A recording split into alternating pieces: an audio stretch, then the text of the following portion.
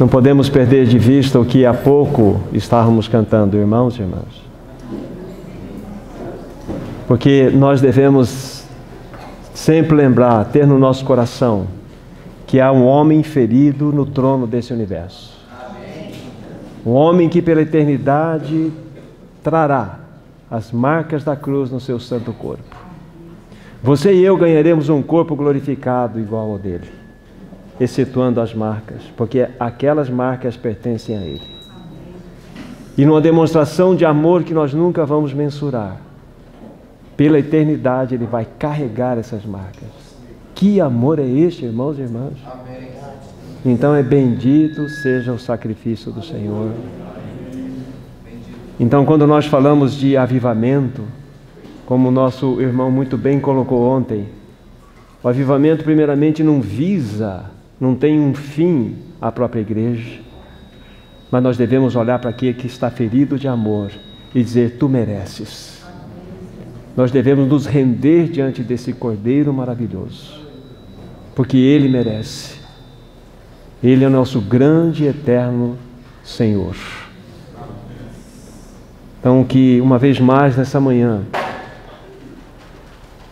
esse Senhor seja honrado em nossas vidas, que o Espírito Santo tenha liberdade em nós, entre nós, e venha a comunicar aquela medida que Ele tem ainda a trazer para nós em todo esse período da manhã, onde estaremos aí abrindo a palavra, também juntamente com o irmão Luiz, para dispensar aquilo que ainda se faz necessário nesse tempo. Vamos ter uma palavra de oração. Nosso maravilhoso Senhor, não há palavras que sejam suficientes, que sejam ditas, que vão expressar tudo aquilo que Tu és, tudo aquilo que Tu mereces ouvir. Mas ainda na limitação que temos, nós dizemos que Tu és o grande Rei, o grande soberano, que reina nesse universo. Tu és o amado da nossa alma. Tu és aquele que veio a este mundo por amor a nós e se entregou para morrer uma morte tão cruel. Ó Senhor, como nós somos gratos a Ti. Que nesta manhã Tu, mesmo pelo Teu poder, socorra-nos no Espírito, para que uma vez mais sejamos edificados em Ti e por Ti. Para a glória do Teu próprio nome. Amém. Antes de nós lermos aqui um trecho das Escrituras Sagradas, que é Abacuque 3, versículo 2 em especial, que a partir daí nós vamos avançar dentro do encargo que temos com os irmãos. Vale lembrar que há dois atributos que eles jamais poderiam ser aplicados concomitante a uma pessoa no mesmo tempo, que é a justiça e a misericórdia. Porque se Deus vai aplicar a sua justiça em nós, Ele vai despejar o seu juízo em nós, Ele não pode aplicar a sua misericórdia sobre nós. Porque misericórdia é simplesmente você não tratar alguém como ela merece ser tratada. E se nós merecemos o julgamento, o juízo de Deus, então o juízo deve recair sobre nós. Mas se Deus tiver misericórdia de nós, Ele não pode aplicar o seu juízo. Então esses dois atributos, eles nunca poderão ser aplicados a uma mesma pessoa concomitante. Aí onde entra o Senhor Jesus Cristo. Ele veio, o Filho Eterno de Deus veio e chamou para Ele todo o juízo, toda a ira que você e eu merecíamos receber, sobre Ele foi colocado. Ele olha para o seu Pai e estende a mão, a misericórdia para eles. Então juízo sobre Ele e misericórdia sobre nós. Esse é o teu Senhor Jesus. Então aí nós entendemos esses dois atributos. O juízo foi sobre Ele, a justiça foi aplicada sobre Ele, e sobre nós vazou o seu amor, a sua graça, a sua misericórdia. Que Senhor maravilhoso nós temos! Oh, na tua ira lembra-te da tua misericórdia. Não foi a oração de Abacuque? E é exatamente isso. O Senhor Jesus disse: meu Pai, sobre mim toda a ira que eles mereciam receber, e sobre ele toda a misericórdia que eles não mereciam. Que coisa impressionante nós temos o nosso amado Senhor Jesus. Que Senhor é este, irmãos e irmãs?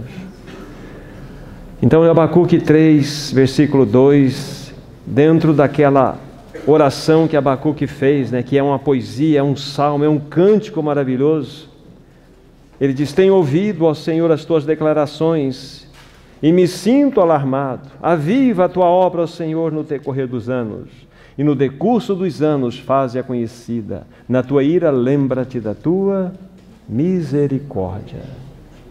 Aqui está o clamor que partiu do mais profundo, íntimo do coração de Abacuque.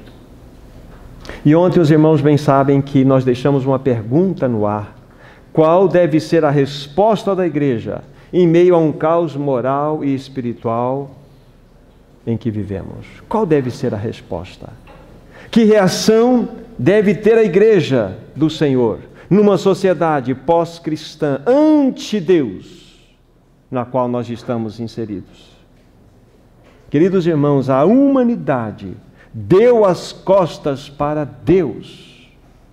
Não somente no que tange a obra de Cristo.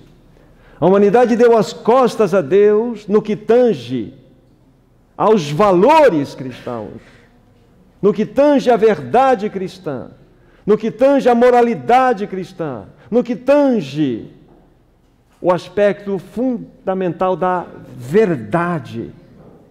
Ou seja, verdade, valores, família também. Moralidade, são valores que sustentavam, davam equilíbrio à humanidade da qual pertencemos. E todos esses valores cristãos estão sendo totalmente derrubados. Então a humanidade está em desespero, irmãos e irmãs. Isso chama-se tempo pós-cristão.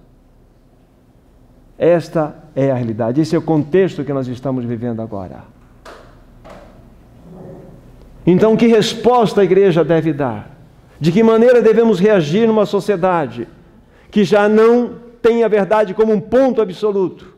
Vivemos num mundo relativo, onde todas as coisas partem do princípio do meu sentimento, da minha opinião, daquilo que eu acho, daquilo que eu entendo.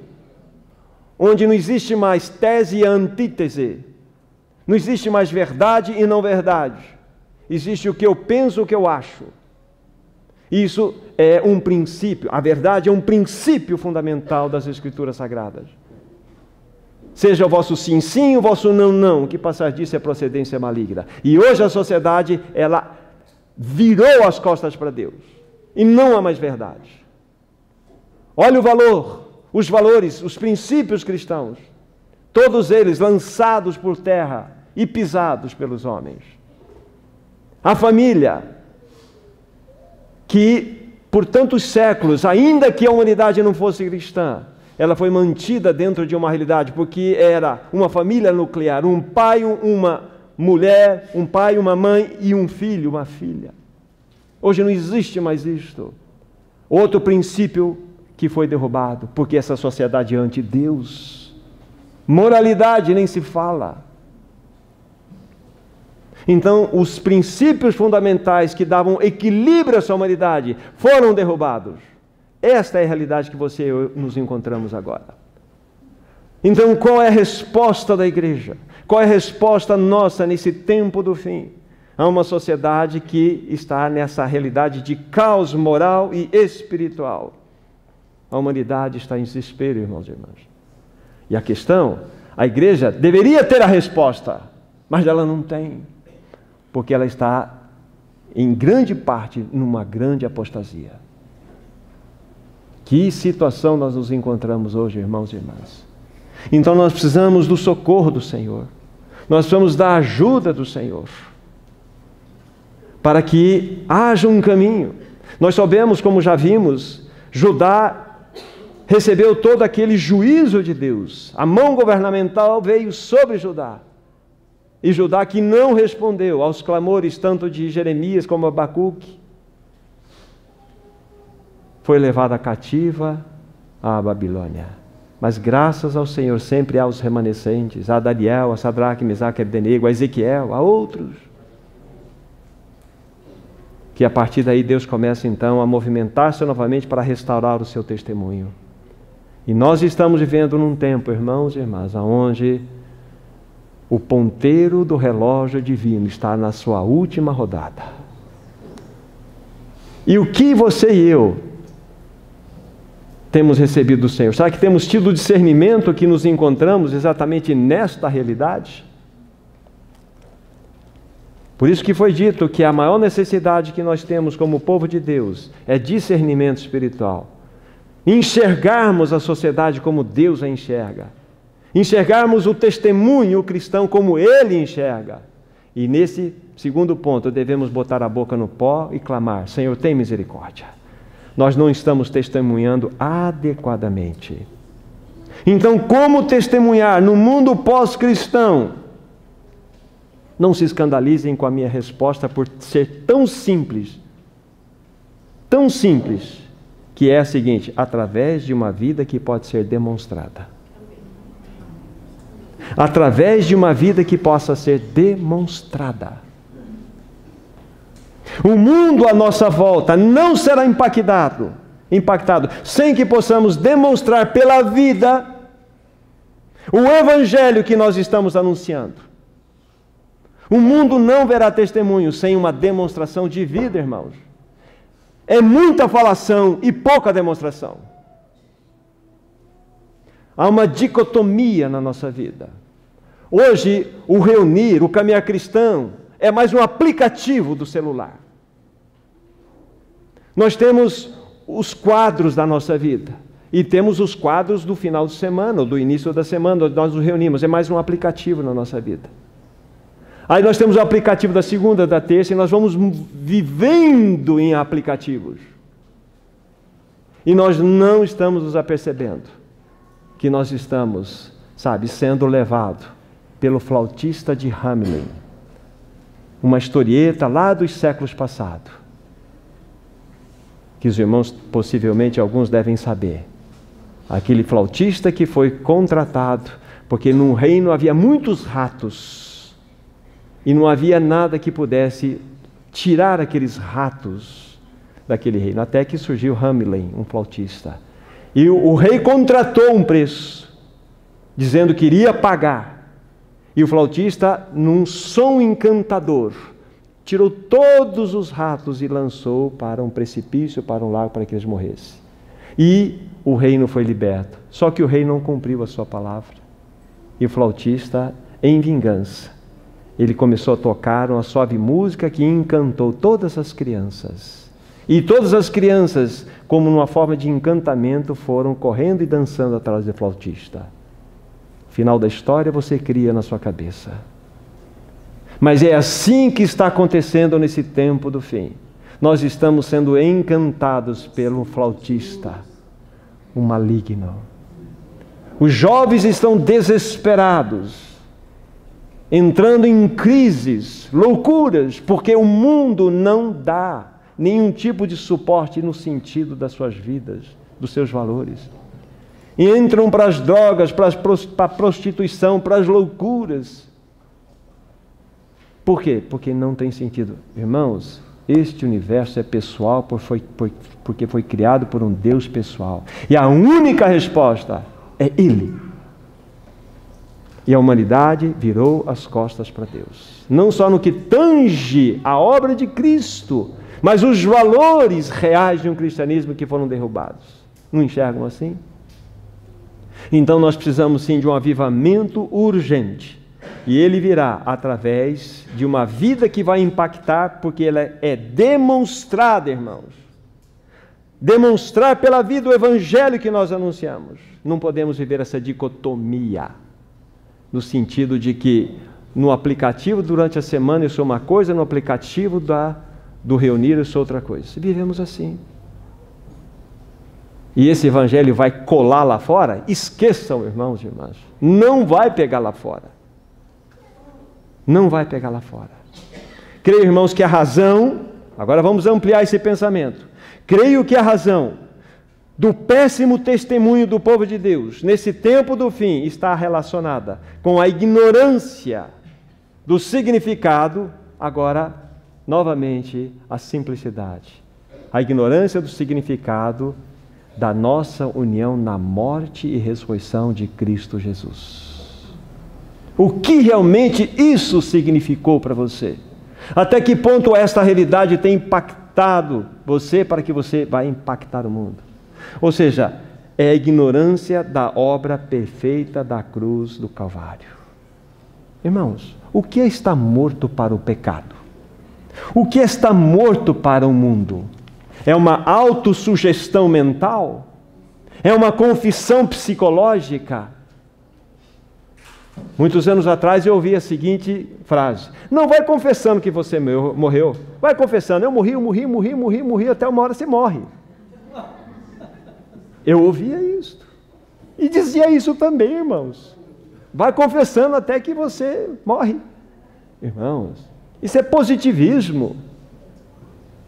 Isso é um mecanismo psicológico na nossa mente. O que é morrer para o pecado? O que é morrer para o mundo? Nós estamos falando de avivamento. Essa é a grande questão.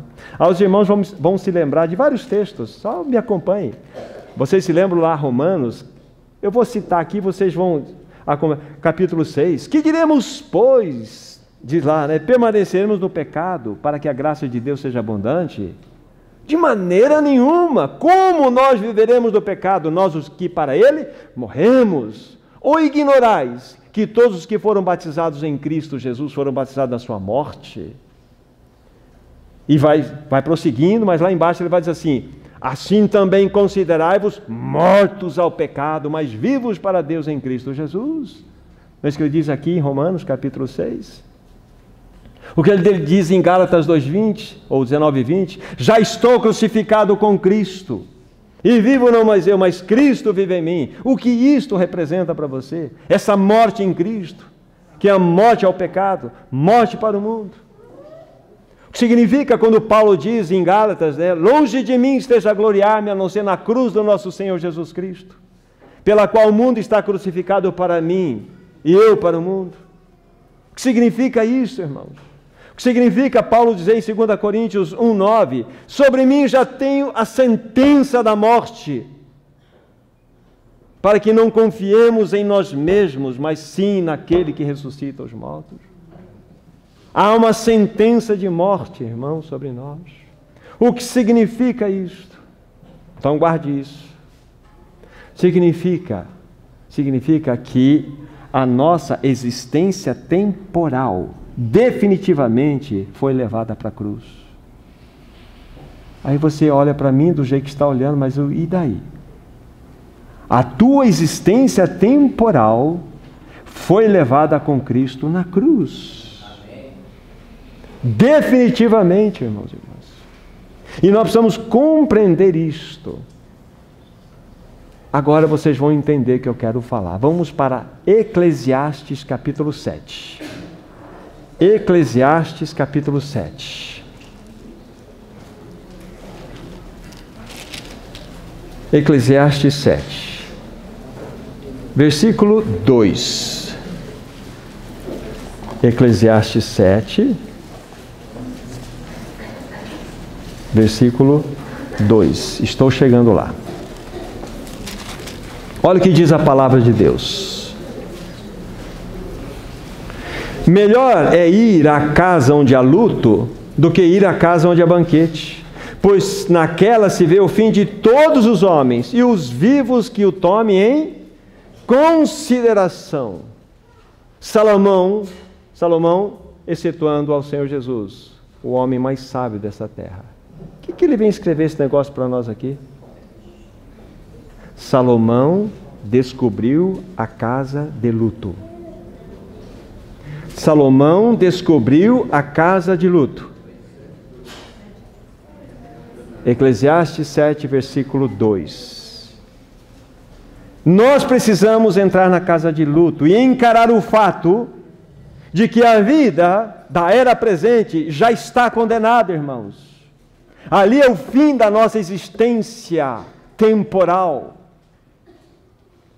Aquele que está ali, morto, o que ele alcançou com aquela existência temporal dele? Qual a felicidade que ele teve naquela realidade de tempo de vida que ele teve nessa terra? Aquela vida é finita. Essa vida não tem sentido. O que Salomão queria dizer para nós é o seguinte: permitam-me aqui a maneira como vou colocar. A nossa existência temporal é um Titanic com rasgo no casco. E é nessa vida que nós queremos nos apegar? É através dessa vida que vamos buscar a felicidade, a alegria, o sentido da vida? Irmãos, nós nascemos com uma vida que tem, como o Titanic, um rasgo no casco. Ela está condenada. Essa é a tua existência temporal, essa é a tua existência finita, é a minha. Então nós vamos entender que concretamente nós fomos crucificados em Cristo, nós morremos para essa existência temporal da qual nós fazemos, na qual nós participamos. Ela não pode produzir nada em nós, irmãos e irmãs. Nada. Então nós precisamos entender que quando Cristo nos crucificou lá no seu corpo, naquela cruz, Ele estava dando fim à nossa realidade temporal, à nossa existência temporal, porque ela não faz sentido. E nós queremos nos agarrar nessa vida, nós queremos nos firmar nela, como se fosse ela o que daria sentido para a nossa existência. Não é, irmãos e irmãs. Vocês se lembram quando eu levantei aquela situação? Mesmo nós, na condição que nós estamos, veja só, todos nós temos conflitos, lutas, dificuldades. Da maneira que nós estamos, já pensou você tomar o elixir da vida e viver para sempre? Que sofrimento! Que sofrimento seria! Então a questão não é viver para sempre, não é a vida eterna, a questão é estarmos em Cristo, numa pessoa. Então por isso que a única vida que vai dar sentido e que pode ser demonstrada é a vida de ressurreição de Cristo Jesus em nós. Por isso que não mais eu, mas Cristo. Chegue à conclusão, irmãos e irmãs, com essa vida com a qual nós nascemos, não podemos agradar a Deus, não haverá avivamento. Chega à conclusão que você foi condenado na cruz. Entre na casa de luto, como Salomão, e veja ali o seu fim. 14 de abril de 1912, afundou um barco chamado Titanic. 1.513 pessoas morreram. A nossa vida é assim, ela está condenada. Então até quando você vai resistir isso? Você vai se agarrar a essa vida porque você tem alguma propriedade? Você tem alguma energia, uma força? Você tem sabedoria? Você tem liberdade de fazer o que quer? Até quando? Até quando? Essa tua existência natural já foi condenada por Cristo na cruz. Entenda isso. Essa vida que nós temos já foi condenada e vamos nos agarrar a ela. Essa é a tua destruição.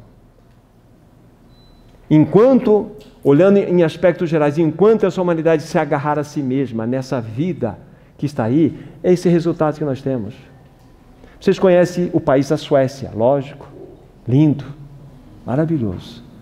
Você anda pelas ruas, você vai, por exemplo, assim, tem uma banca de jornal, você não vê vendedores ali. Aí você chega naquela banca, você pega o jornal, a revista, você pega, vê o valor, pega, põe o seu dinheiro, tem troco, abre a caixinha, pega o troco e vai embora. Que país maravilhoso, irmãos! Olha só que desenvolvimento! O primeiro país, ranking mundial em suicídio.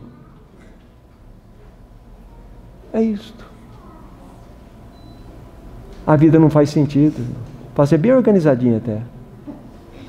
Se não tiver Cristo, não faz sentido.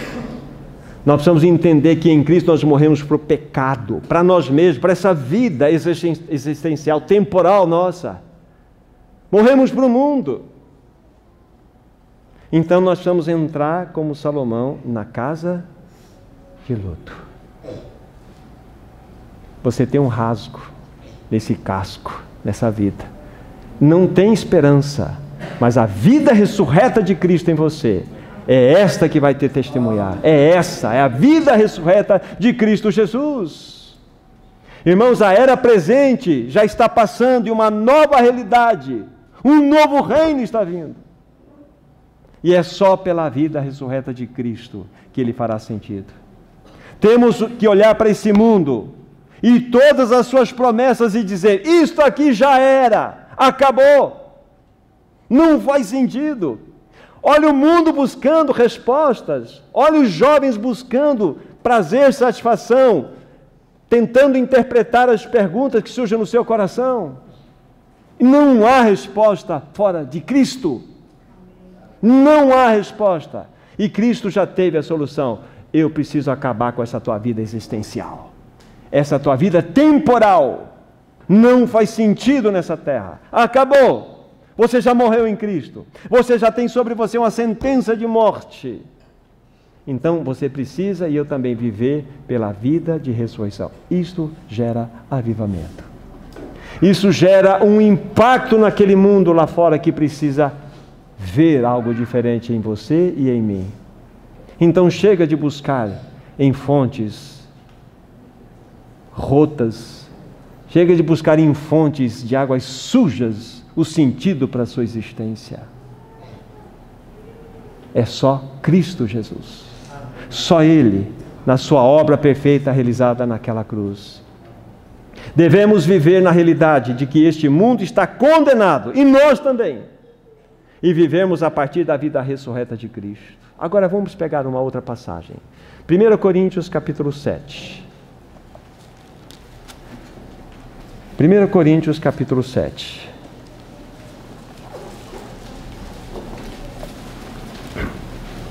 Versículos 29 a 31. 1 Coríntios 7, 29 a 31. Veja o que diz a palavra de Deus. Isto, porém, vos digo, irmãos, o tempo se abrevia.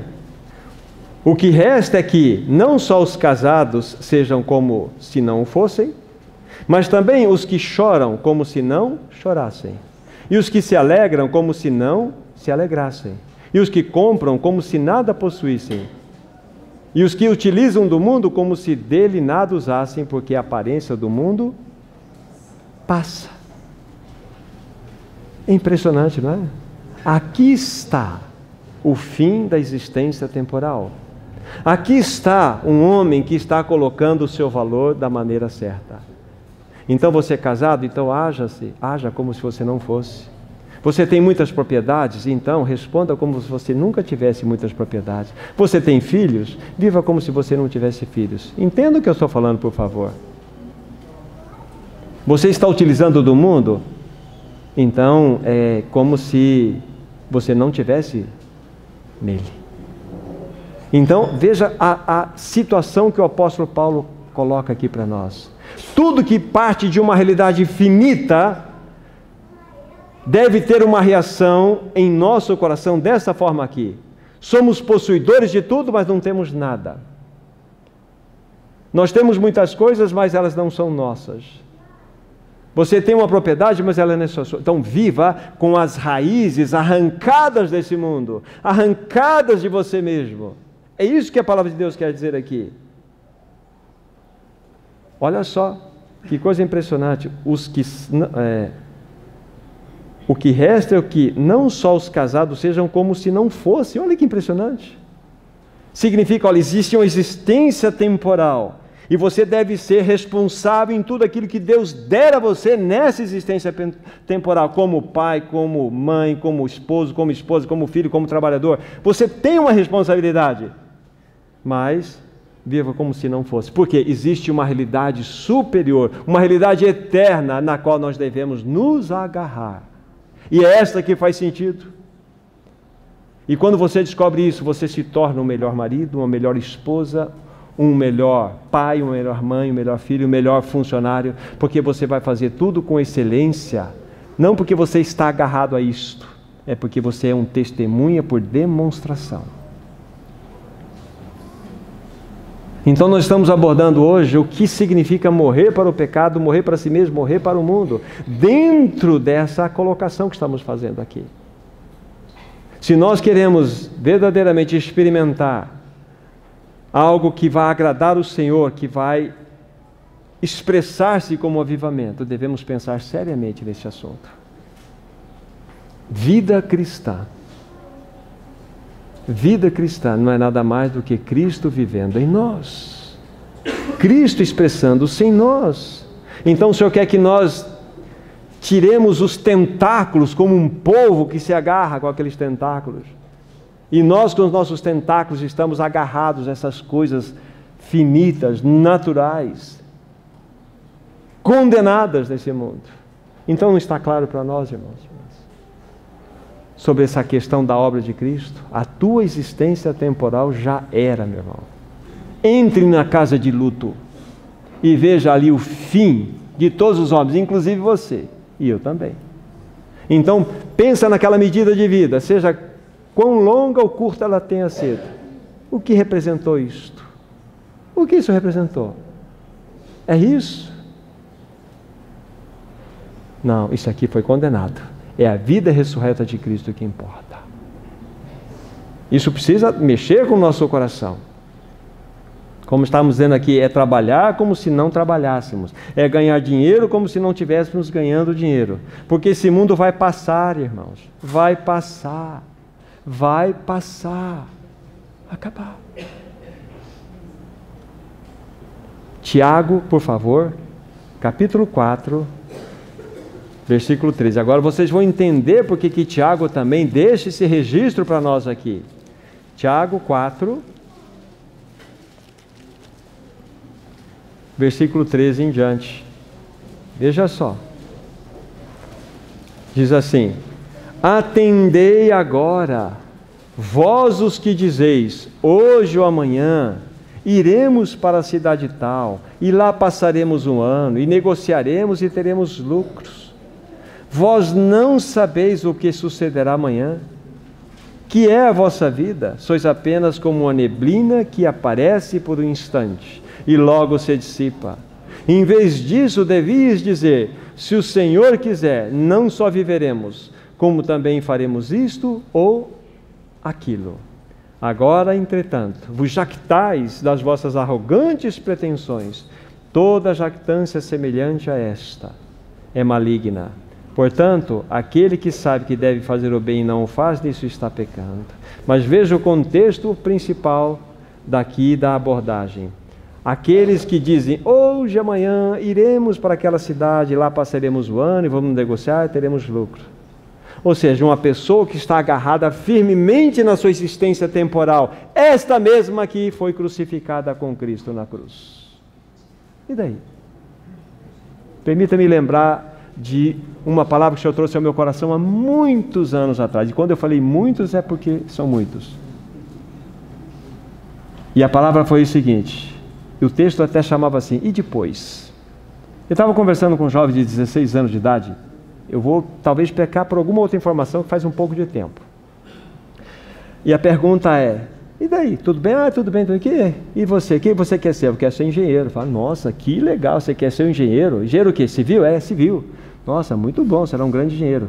Eu falei, e depois? Aí ele falou, depois de engenheiro eu quero estudar 4, 5 anos, eu quero já ter tido a minha namorada, quero noivar, e depois eu quero casar. Nossa, que maravilha, é uma bênção casar. Mas e depois? Aí, eu no casamento eu quero realmente desenvolver um relacionamento com a minha família, eu quero ter filhos. Nossa, que lindo, mas e depois? Depois eu penso, já estou formado, ganhando dinheiro e tal, eu quero conhecer o mundo, né? Se eu vou ganhar um dinheiro, eu quero conhecer o mundo. Nossa, realmente conhecer essas regiões aí que a gente nunca esteve. E depois? Depois ele lá comigo, né? E depois eu quero fazer o seguinte, começou a pensar. Já estou mais velho, já quero pensar em aposentadoria. Nossa, que bom, né? Você trabalhou, afinal de contas você merece, né? Tem que trabalhar. Mas e depois? Aí ele começou a compreender, falei, que depois? Depois é só os 7 palmos, né? Falei assim, Eu falei, não, tem mais uma perguntinha. E depois? E depois dos 7 palmos, né? Porque a nossa vida não se resume aqui. E depois? Você está ganhando tudo, está feliz, tem saúde, né? E depois, irmão? E depois, né? E depois? Você já pensou isso, irmãos e irmãs? Por favor. Esse universo é pessoal, porque foi criado por um Deus pessoal. E a única solução para você é esse Deus pessoal na pessoa de Cristo Jesus. Não adianta fugir. Você vai entrar para a loucura dessa humanidade perdida, por esse desespero, e não vai ter resposta para você. Quer se lambuzar no pecado para ver se vai resolver? Vai mais um pouquinho, mas você vai entender lá no final que não funciona. Acha que pode conduzir a sua própria vida, na sua própria sabedoria, na sua própria inteligência? Vai mais um pouquinho, você vai trombar com você mesmo. Vai plantar, vai ir, vai fazer aquilo, vou negociar, tenho saúde? E depois? Não, irmão, você vai ter que responder essa questão sim. Então o Senhor tem algo para você, e Ele tem algo maravilhoso. Esta tua vida existencial, Ele falou assim, não tem jeito. Ele crucificou você lá no corpo dele. Você morreu para você mesmo, morreu para o pecado, morreu para esse mundo. Porque esse mundo não pode gerar nada que vá dar alegria a você. Porque você é um ser insaciável. Essa vida existencial nossa, temporal, é insaciável. Vocês sabiam que para cada desejo realizado nascem outros 7 novos desejos? Então vai entregando-se à carne, vai comprando, vai possuindo. E mais desejos vão surgir em você, porque essa vida temporal é insaciável. Por isso que Cristo crucificou ela na cruz. Porque não tem sentido. Esse mundo não tem sentido. E você vai buscar em você essa força? Você vai buscar resposta em você mesmo? Vai filosofar? Vai trombar de novo. Chegue à conclusão, só Cristo Jesus. O jovem não terá resposta para a sua vida fora de Cristo. Então, e se nós não temos essa mensagem para dar ao mundo, o que vamos falar para eles? Então nós precisamos ter, primeiramente, uma vida de demonstração, que verdadeiramente nós morremos para essa existência temporal, que nós morremos para o mundo, que nós entramos na casa de luto. Esta é a grande realidade de necessidade nossa. Esse é o avivamento. Vida por demonstração. É a vida ressurreta de Cristo Jesus sendo manifesta em cada um de nós. Concretamente, em Cristo, a nossa existência temporal teve o seu fim. Isto é morrer, isto é estar crucificado para o mundo, na prática. Então nós precisamos chegar a essa conclusão. Ele já fez essa obra. Pare de se agarrar nessa existência que já não tem mais nenhum sentido diante do Senhor. Nada. Precisamos perder tudo para ganhar a Cristo.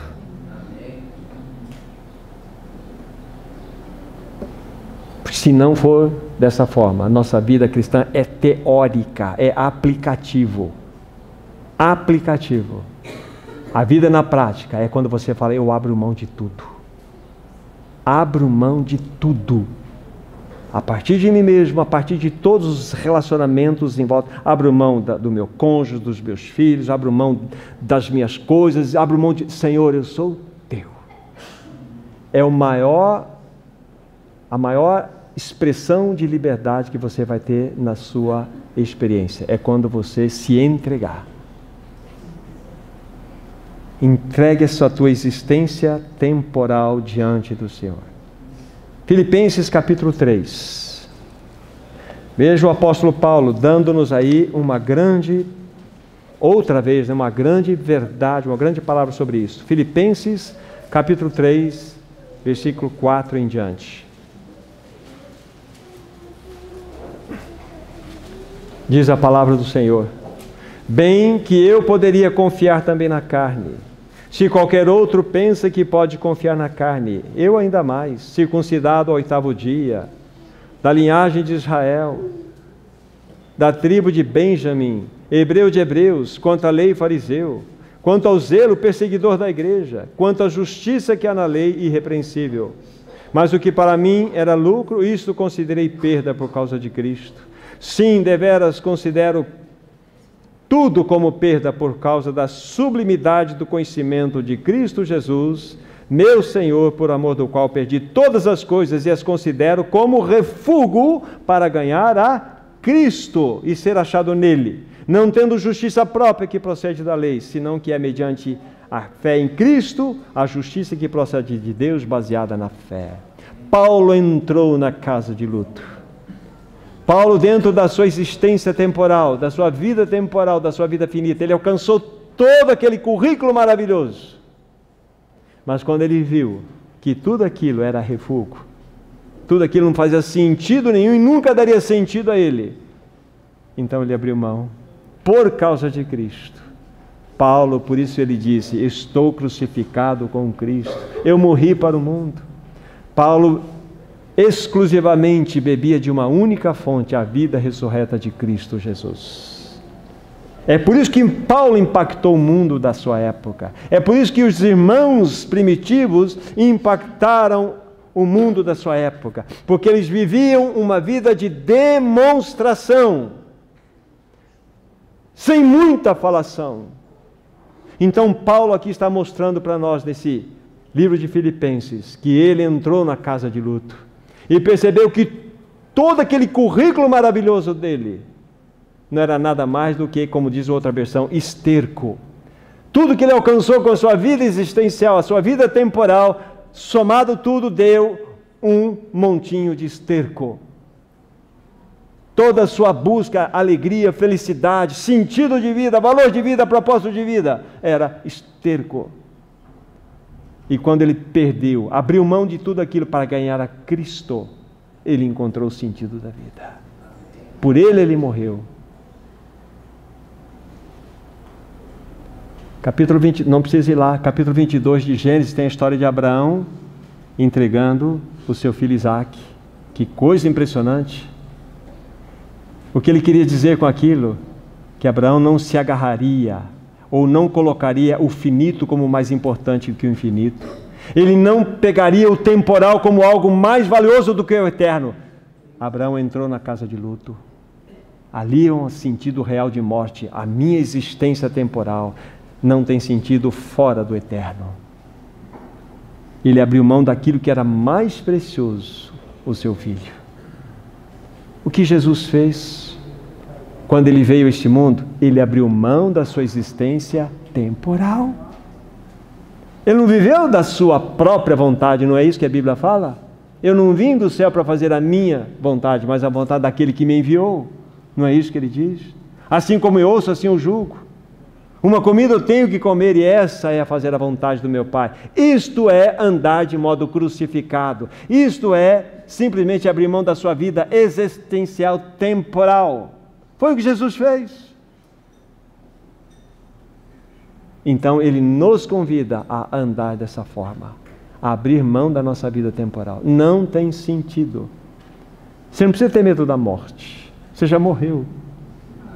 Você não precisa ter medo da morte. Não faz sentido, porque você já, e eu também, morremos. Essa existência passou, já era. O mundo está condenado, você também. Mas a vida ressurreta de Cristo em você é a grande resposta. E a grande expressão do avivamento que nós precisamos. Isso é viver na prática. Isso é viver de modo demonstrado. Então, quando nós estamos lá na rua, quando nós estamos compartilhando com aquelas pessoas que nós conhecemos, então nós temos a vida demonstrada, a vida de Cristo.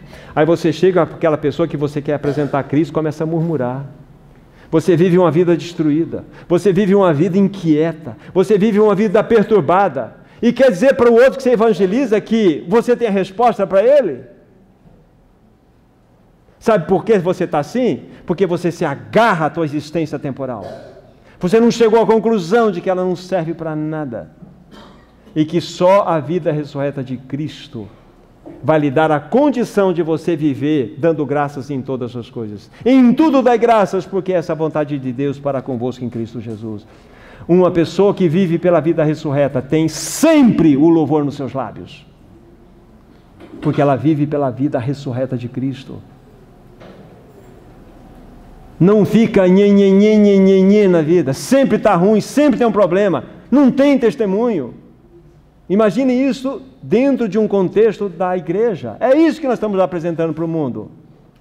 Não temos vida demonstrada, temos muita falação e pouca demonstração. Irmão, nós precisamos ser despertos ou despertados dentro desse assunto. A prática do nosso avivamento está relacionado com este aspecto de uma vida demonstrada. Precisamos ousar a entrar na casa de luto e entender o que aconteceu conosco lá. Olhe para você lá e fale assim, isso aqui sou eu. Então vou me apegar nesse pedacinho de vida e tentar construir a realidade da minha alegria e felicidade? Só Cristo, a vida ressurreta dele em você. Este é o caminho de um grande avivamento.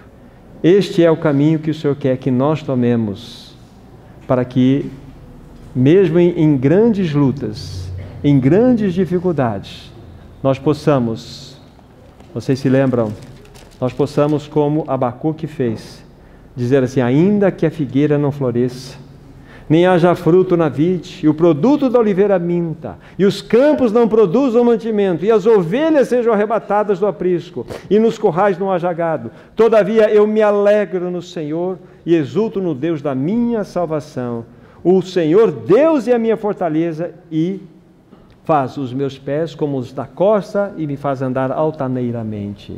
Este é o estilo de vida de um cristão, em meio ao caos moral, ao caos espiritual. É quando você pode demonstrar pela vida, a vida ressurreta de Cristo, que em meio ao caos há uma resposta. Há algo que nós podemos dizer a esse mundo. E um irmão chamado Baxter, numa das partes do texto aqui, ele traduz da seguinte maneira, especificamente o versículo 18.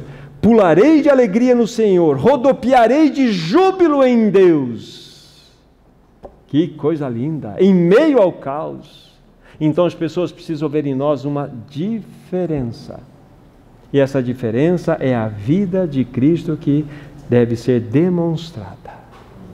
Irmãos e irmãs, Judá não ouviu o clamor de Abacuque, de Jeremias, não ouviu. E foi levada pela mão governamental de Deus ao cativeiro. Como já foi falado, não ouviu. Experimentaram o chicote de Deus nas costas, 70 anos de cativeiro. Mas Deus nunca desistiu do seu povo. Irmãos, para que possamos ir para a conclusão, devemos entender que há esperança para nós. O Senhor espera uma resposta do seu povo. A igreja precisa responder com uma vida de demonstração, como temos aqui insistido muito. Há uma esperança, mas nós precisamos entrar na casa de luto e entender o que aconteceu com a nossa vida temporal na obra de Cristo. Ela foi tirada, foi crucificada nele, e agora nós temos a sua vida ressurreta habitando em nós. Devemos, por esta vida, praticamente, viver nesse mundo. É prático, irmãos.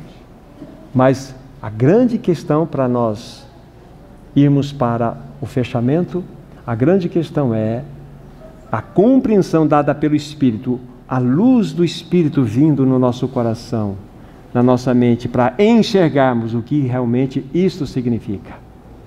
Aí você vai ser uma pessoa diferente lá fora, no seu lar, no seu trabalho. Você vai saber que você é um peregrino e forasteiro, que a tua pátria está lá nos céus, que nós aqui somos apenas sal nessa terra e luz desse mundo, para através do nosso testemunho, muitos possam ver que a resposta do fracasso que há nessa humanidade é Cristo Jesus. A humanidade deu as costas para Deus e está colhendo o seu fruto.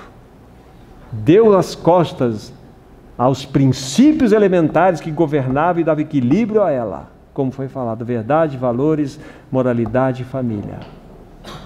Então nós precisamos entrar com a vida de demonstração, mostrar que isto é real, Cristo é a solução, Cristo é a resposta para todas as coisas. Então qual é a resposta da igreja? Qual é a resposta que devemos dar? Uma vida de demonstração, uma vida na prática, Cristo vivendo em nós, não mais eu, mas Cristo vive em mim. Que o Senhor seja honrado, que o Senhor seja glorificado na vida dos santos.